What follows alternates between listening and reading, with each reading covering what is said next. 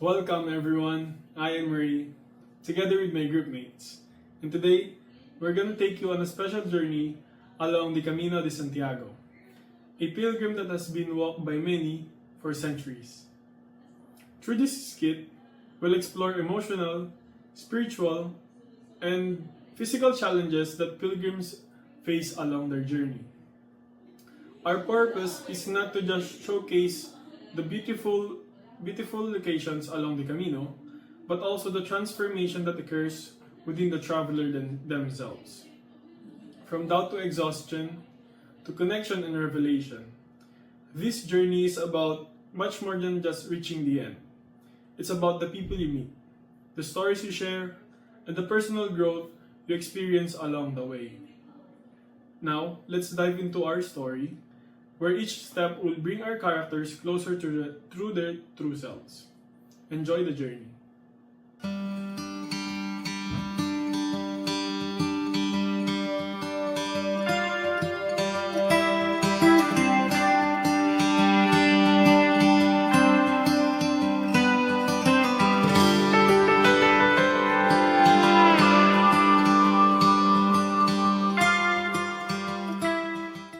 Good morning, everyone. Buenos dias a todos. Welcome to beautiful Valencia and welcome to your incredible journey on the Camino de Levante. My name is Jem and I will be your tour guide, su guía turística, for this unforgettable pilgrimage experience. Before we begin, I would like to say estoy muy feliz de estar aquí con ustedes. Today marks the start of an adventure that will lead us across the heart of Spain, all the way to the magnificent Santiago de Compostela. Over 1,200 kilometers of history, culture, and spirit. Hoy empezamos un viaje lleno de historia, cultura y espíritu. As we walk together, I will be here to assist you, guide you, and share stories, insights about every town, every landmark, and every tradition we encounter. As your guide, I always remind pilgrims, travel light, bring only what you need. Quality backpack, 30 to 40 liters. Quick dry shirts, pants, a light jacket, first aid kit, blister care, water bottle, pilgrim passport, and above all, an open heart. Please remember, travel light, viajen ligero. Stay hydrated, manténganse hidratados, and enjoy each moment. Disfruten cada momento. If you have any question during our journey, do not hesitate to ask me. ¿Tienen preguntas? Do you have any questions? Now let's take a moment to look at your credenciales that we will stamp along the way. Each stamp, sello, is a memory of the path we are about to conquer. So once again, bienvenidos, and thank you for trusting me to walk this path with you. Let's make memories, let's make open hearts, and let's experience the true spirit of the Camino together. Buen Camino!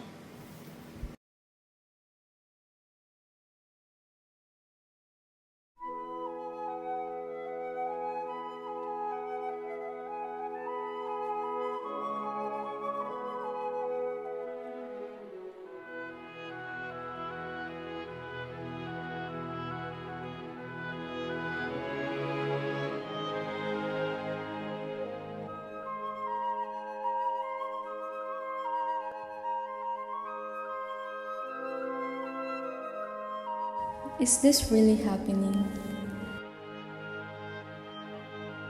Am I ready for this journey?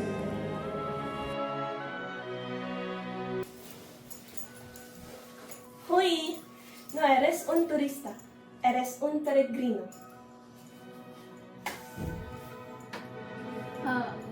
No estoy segura si estoy lista para todo esto. Nadie está completamente lista, pero es el primer paso la cuenta.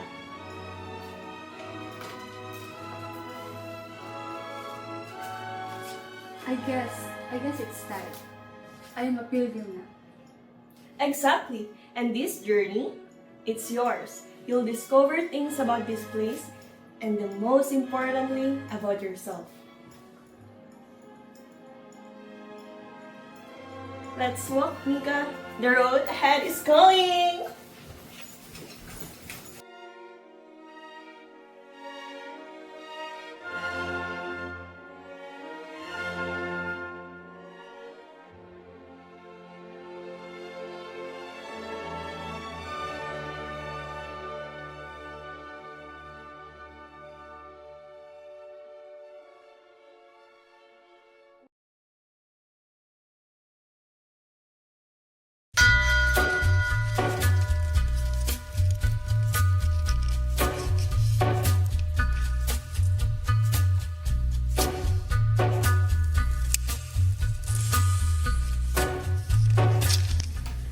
$365 kilómetros y aún siento que no encajo aquí. Across the track,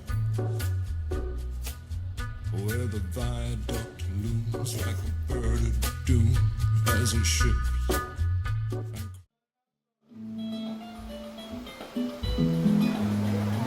Bienvenida! Más pilgrims to the center. Have a seat. Todavía no estoy segura si lo estoy haciendo bien. El ritmo aquí es tan diferente. No estoy acostumbrada a esto. Eso es normal, Marlene. It takes time to adapt. But the beauty of Toledo, like the rest of the Spain, is in space. Here, we save our life. One step at a time, one meal at a time. Here, try the marzipan. Toledo is famous for it. It's made of almonds, sugar, and of course, love. A sweet reminder of the city's history. Here.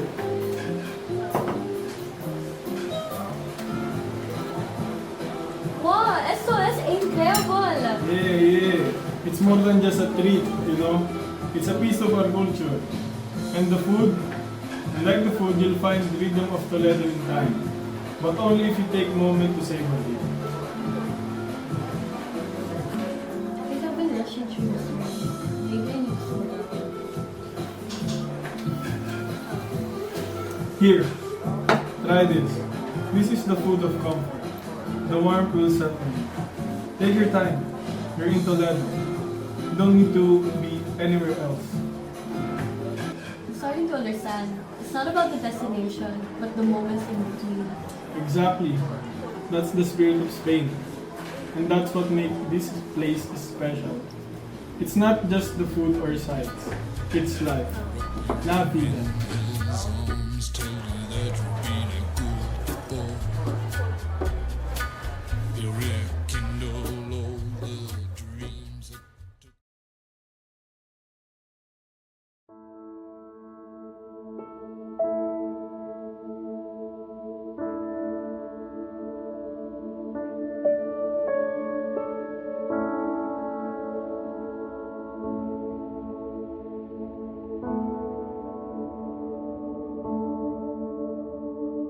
No sé si puedo seguir. Hoy, estás callado. ¿Qué pasa por tu mente? I think of quitting this journey. I thought that it would be different. But all I feel is tired. Tired of walking. Tired of questioning myself. It's just too much.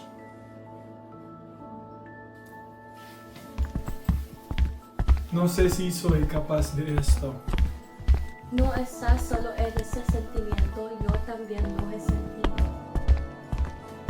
When I first started, I wasn't sure I could go on. I had moments where I wanted to quit, where the pain in my legs felt unbearable and the doubt in my mind was louder than the footsteps on the path, but something changed. It wasn't the end of the walk that made the difference, it was the moments in between. The quiet spaces, the people I met, the things I learned along the way. It was the small moments of peace that slowly shifted my perspective. Ray, this walk isn't about being strong all the time. It's about learning to embrace the moments when you're not strong, when you're vulnerable. That's when growth happens, and if you quit now, you'll miss all of that. No lo sé. Solo siento que no me estoy arrancando a la persona que se supone que debo ser. Eso es más cerca de lo que piensas. No siempre se trata de la distancia físicamente. Se trata de cómo cambias en el camino. Cada paso, cada momento de vida es parte del proceso.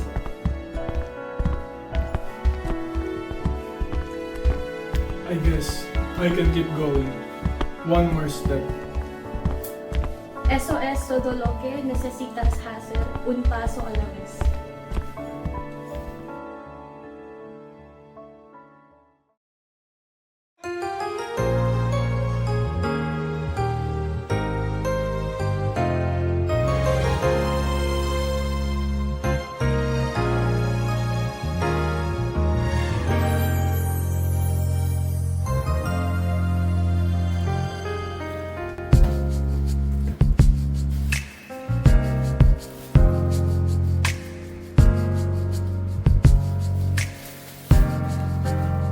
Estoy tan cansada, no sé si puedo seguir.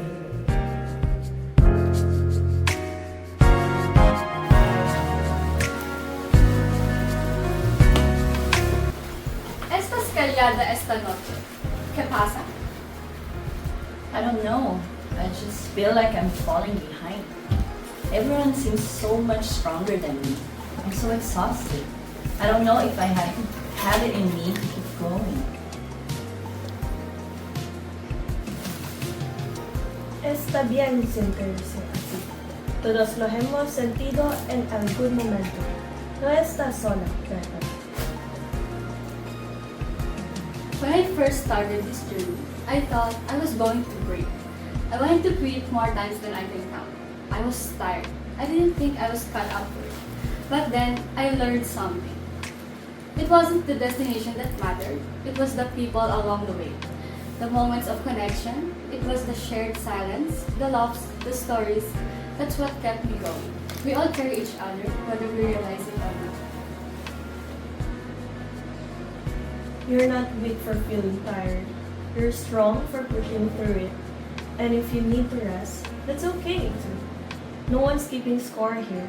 It's not about how fast you walk, but about the journey itself and who you become along the way. Tal vez pueda seguir. Un paso a la vez.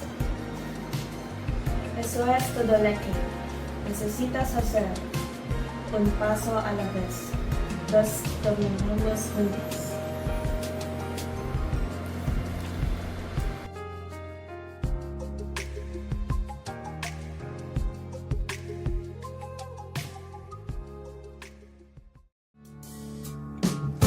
I guess my feet know where they want me to go. Walking on a country road.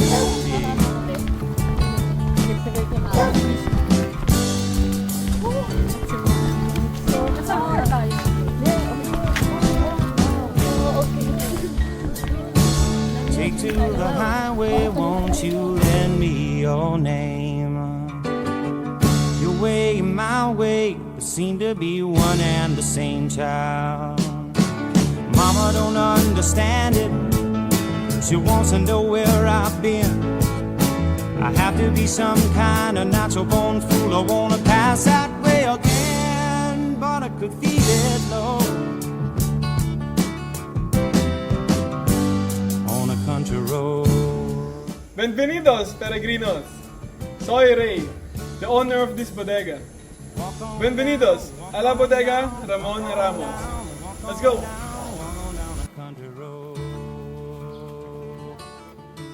La la la la la la la la la la la la la la la la la la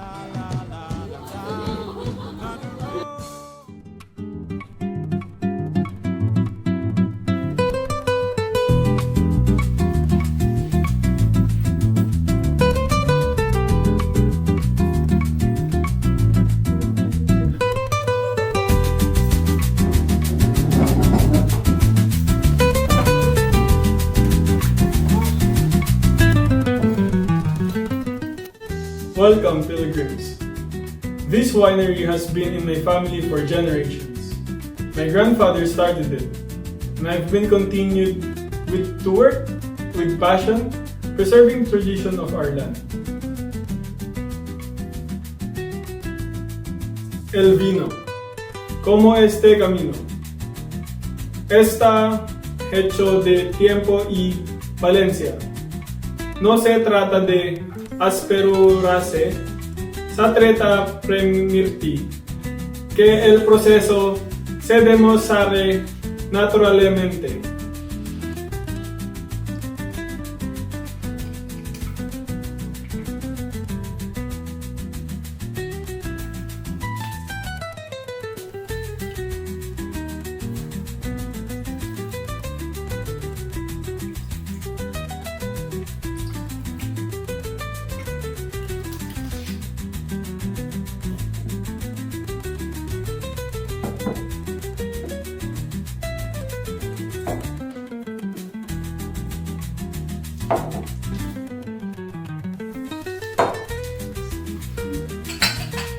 It's not just the grapes that grow here.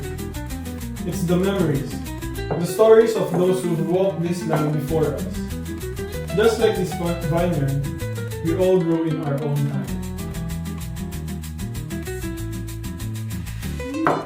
Este lugar me parece familiar. Come on guys, we're gonna tour to our bodega.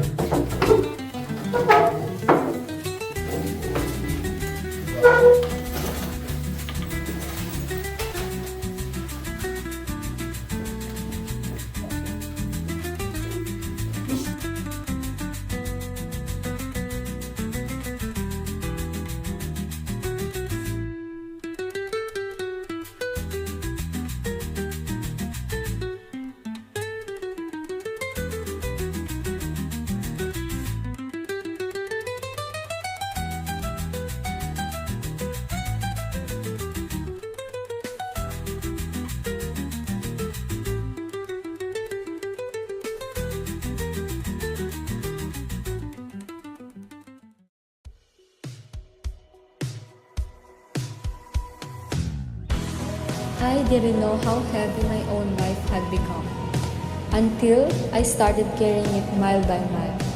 At first, I walked to get somewhere. Then, I walked to forget, and now I walk to remember who I am.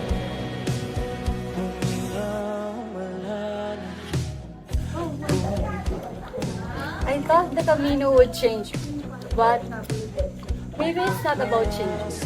Maybe it's about remembering who I was before the world told me who to be. You found it. Found what? The piece you were looking for. Through you, I can do anything. I can do all things. 'Cause it's you who gives me strength. Nothing is impossible. Through you, blind eyes are open. Strongholds are broken. I am living by faith. Nothing is impossible.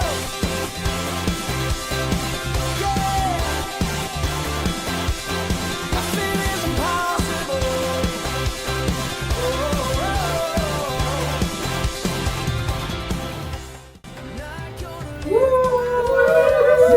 We made it! We actually made it! Yeah, I thought my legs would fall off before my spirit gave in. And then here you are, lifting gloriously into history. Congrats, congrats, congrats, congrats. Let's go, let's go. Let's go!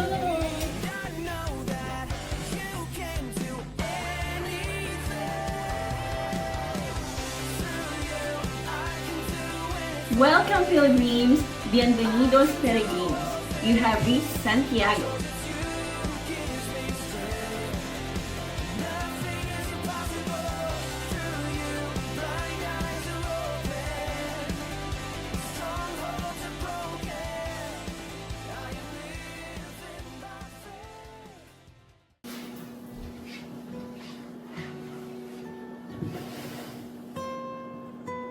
Before we take our final photo, there's something I want to say. Maybe you thought you were just walking to Santiago. Maybe you thought you were looking for something out there. But what you really found was already inside you.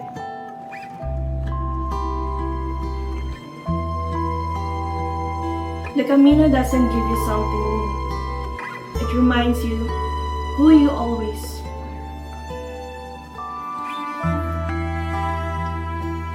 The journey is what changes you. El viaje es lo que te cambia. Today, we stand not just as travelers who reach a destination, but as pilgrims who dare to take the harder road, the road within.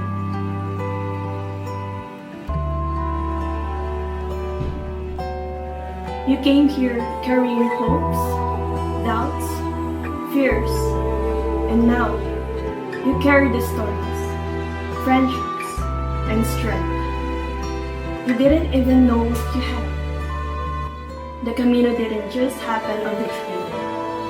It happened in every choice to keep going. It happened when you shaped your water, your food, your laughter, and your silence. Now, look at your feet. They are tired, but they are brave. Look at your heart. It is bigger now, because you made room for this journey and for each other. The road ahead of you is unknown, but remember, you have already walked one of the greatest roads of all. Wherever you go next, the Camino will always walk with you.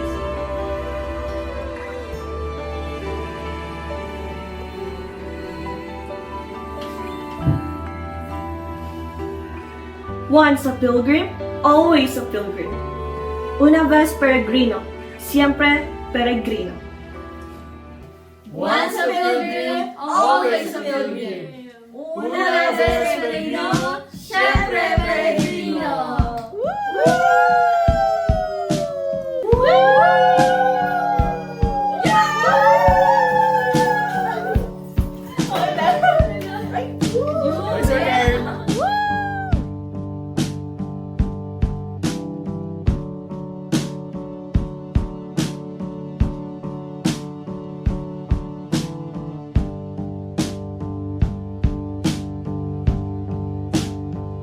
Oh, you don't know me, 'cause I'm from a different age, and you can't see me, 'cause I live in a different age, and you could hurt me, but you wouldn't know. We came with questions. We live with stories. The road never really ends. It lives in every step we choose to take. Our dreams are all Our journey in creating this virtual tour of the Camino de Levante was more than just a school project. It was a personal and collective information. Through the characters of me, Mika, Marlene, Jem, and Ate Pepper, we didn't just present a pilgrimage route. We embodied it. Every scene, every line of dialogue, and every stop along the way reflected the emotional and spiritual depth that the Camino offers to its pilgrims. This experience taught us that guiding is not just about facts or directions. It's about storytelling, presence, and connection. We learned how to step into shoes of both pilgrims and guides, how to create meaning from silence, and how to hold space for reflection and growth. Just like in the skit, where our characters found peace, purpose, and friendship along the road, we too discovered those things in ourselves and each other. The Camino doesn't just end in Santiago. It lives in every lesson, every shared moment, and every courageous step we take forward, both as students and storytellers. The path may be virtual, but the impact is real. As someone who naturally gravitates toward leadership, I thought tour guiding would come easily, but this project humbled me. Virtual tour guiding demanded clarity, empathy, and emotional intelligence. I had to adapt my tone, pace, and language to make sure the experience wasn't just informative, but meaningful. The Camino de Levante became more than just a pilgrim route. It became a symbol of how we grow through collaboration and patience. This project showed me that being a guide is less about having all answers and more about creating space for discovery. For my takeaways, I've always loved connecting with people, so this project was a fun and meaningful challenge. What surprised me was how different virtual guiding feels compared to face-to-face interaction. I had to rely on voice, visuals, and pacing to make people feel present. Even though we were only on screen, the Camino de Levante taught me that every stone and shadow has a story. And guiding means bringing those stories to life. It pushed me to be more expressive, thoughtful, and intentional. In the end, I didn't just share art, I shared a feeling. Working on this project helped me understand that the deeper responsibility of being a guide, not just to inform, but to connect. The Camino de Levante is more than a path, it's a lifeline of culture, history, and transformation. As I shared the vineyards, the churches, I imagine myself welcoming people in my home. Just like my character in the bodega, I learned how to be both informative and warm, blending heritage with hospitality. This project wasn't just about guiding others, it reminded me of how deeply place and identity are intertwined. For my takeaways, creating this virtual tour of the Camino de Levante made me realize how personal a journey can become. Even when you're guiding others through it, at first, I thought it was just presenting about places, facts, stops along the route. But the more I explored each town, each story, the more I connected with the idea that guiding is really about evoking emotion. I learned how to slow down and speak with intention, as if every word could help someone feel the dust of the trail, the warmth of the Spanish sun, or the calm of a silent morning. It's not just about the destination, it's about the presence. What stood out most for me during this project was how much storytelling matters. In guiding others through the Camino de Levante, I had to step into the shoes of someone who sees a path, not just as a map, but as a storybook, each village and plazas. I became more confident in my voice and realized that guiding is about making people feel seen and included.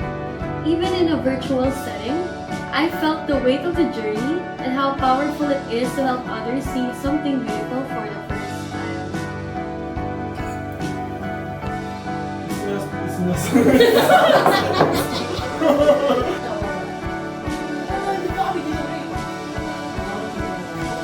Camino de la Vida settings. Pasok na sa bodega. Ayaw nga pala balik.